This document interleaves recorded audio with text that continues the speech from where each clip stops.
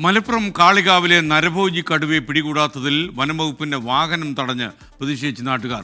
കടുവയെ കണ്ടിട്ടും വനംവകുപ്പ് പിടികൂടുന്നില്ല എന്നാണ് പരാതി.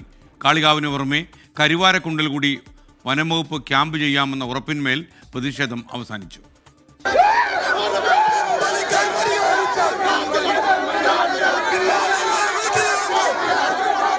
നരഭോജി കടുവയെ പിടികൂടാനാവാതെ 8ാം ദിവസവും തെരച്ചിൽ അവസാനിപ്പിച്ച് ദൗത്യസംഘം മടങ്ങുമ്പോഴാണ് കരുവാരക്കുണ്ട് സുൽത്താന എസ്റ്റേറ്റിന് സമീപം വനംവകുപ്പിന്റെ വാഹനം നാട്ടുകാർ തടഞ്ഞത്.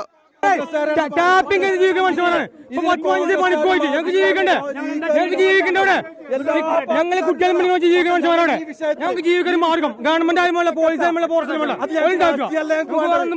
വിഷയത്തിൽ ഞങ്ങൾക്ക് രാഷ്ട്രീയമല്ല ഞങ്ങൾക്ക് വേണ്ടത്. ഞങ്ങൾക്ക് വേണ്ടത് ഈ ജനങ്ങളെ കടിയിൽ ഞങ്ങൾക്ക് ജീവിക്കണം, ഇവിടെ ജീവിക്കണം. ഒടുവിൽ നാട്ടുകാരുമായി വനംവകുപ്പും പോലീസും നടത്തിയ ചർച്ചയ്ക്കൊടുവിലാണ് രംഗം ശാന്തമായത്. കരുവാരക്കുണ്ടിൽ വനംവകുപ്പിന്റെ സ്ഥിരം ടീമിനെ നിയോഗിക്കാൻ തീരുമാനമായി. ഈ കടുവ ഉള്ള ഈ പ്രദേശത്ത് പെട്രോളിംഗ് നടത്താൻ വേണ്ടി തീരുമാനിച്ചിട്ടുണ്ട്.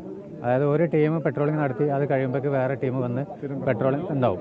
മാത്രമല്ല ഇവിടുന്ന് തൊട്ടടുത്തുള്ള ക്രസന്റ് സ്കൂളിൽ നമ്മളെ ടീം ആൾറെഡി ക്യാമ്പിംഗ് ഉണ്ട്. വയനാട്ടിൽ നിന്നുള്ള ഡോക്ടേഴ്സും ടീം എല്ലാവരും ഇവിടെ വന്ന് ഇതിൻ്റെ ഈ പ്രവൃത്തി രാവും പകലും ചെയ്തുകൊണ്ടിരിക്കുകയാണ്. കാളികാവ്, കരുവാരക്കുണ്ട് പഞ്ചായത്തുകളിലെ Arthala, Manjalpara, Madarikundu, Sulthana estate, Kerala estate, Parassery, Adakkakundu, 70 acre, 50 acre, Panthra തുടങ്ങിയ ഇടങ്ങളിലാണ് കടുവാ സാന്നിധ്യം ഇതുവരെ സ്ഥിരീകരിച്ചത്. സൗണ്ട് കണ്ടില്ല, ഞാൻ നേരിട്ട് കണ്ടിട്ട് സാധനം ആ ഓടായിരുന്നു. അതൊരു കിലോമീറ്റർ അടുത്ത് വെച്ചാണ്, 1 കിലോമീറ്റർ ഉണ്ടോ. കടുവനാണ്. മേഖലയിൽ രാവിലെയും വൈകുന്നേരങ്ങളിലും ഒറ്റയ്ക്കുള്ള സഞ്ചാരം പരമാവധി ഒഴിവാക്കണമെന്നും ജാഗ്രത പാലിക്കണമെന്നും വനംവകുപ്പ് മുന്നറിയിപ്പ് നൽകി. 24 മലപ്പുറം.